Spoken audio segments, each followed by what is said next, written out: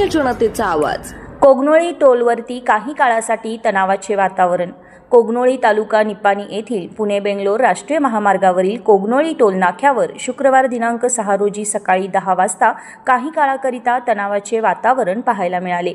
याबाबत अधिक माहिती अशी की पुणे बेंगलोर राष्ट्रीय महामार्गावर कोगनोळी येथे असलेल्या टोल नाक्यावरून आसपासच्या 2 किलोमीटरवर असणाऱ्या गावातील 4 चाकी वाहनधारकांना टोल प्रशासनाने टोल वसूल केल्याशिवाय प्रवेश देत नसल्याने गेल्या अनेक दिवसापासून या प्रश्नी आसपासच्या गावातील वाहनधारकांची हेळसांड होत आहे। या टोल नाक्यालगत असणाऱ्या गावातील अनेक वाहनधारकांना शेती संबंधी किंवा अन्य कामासाठी टोल पास करावा लागतो, पण हा टोल पास करत असताना टोल प्रशासनाने टोल भरल्याशिवाय प्रवेश दिला जाणार नाही अशी भूमिका गेल्या अनेक दिवसापासून घेतली आहे। काही महिन्यापूर्वीच केंद्रीय रस्ते वाहतूक मंत्री नितीन गडकरी यांनी लोकसभेत सांगितले होते की राष्ट्रीय महामार्गावरील टोल नाक्यानजीकच्या वाहनधारकांची गैरसोय होऊ नये म्हणून त्यांना पासची व्यवस्था करण्याचे आदेश संबंधित टोल नाक्यांना दिले असल्याचे सांगितले होते।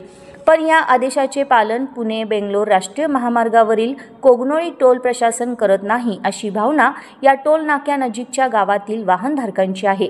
शुक्रवार दिनांक 6 रोजी या टोललगतच्या कोगनोळी गावातील अनेक वाहनधारकांनी राष्ट्रीय महामार्गावरील कोगनोळी टोल नाक्यावर आपली वाहने घेऊन जाऊन याबाबत टोल अधिकाऱ्यांना विचारणा करण्यात आली।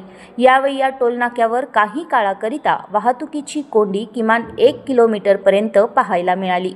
यावेळी संबंधित अधिकाऱ्यांनी टोल फ्रीबाबत असलेल्या वाहनधारकांना वरिष्ठ अधिकाऱ्यांशी चर्चा करून यावर तोडगा काढू असे आश्वासन दिले आहे।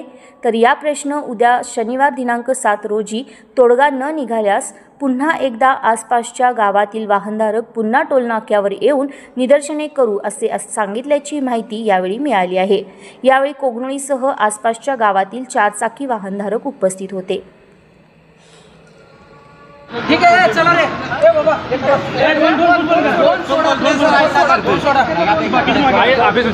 सभी लेनों को चलने दो। आइए चलने दो, आज के बात करेंगे। आइए बैठिए।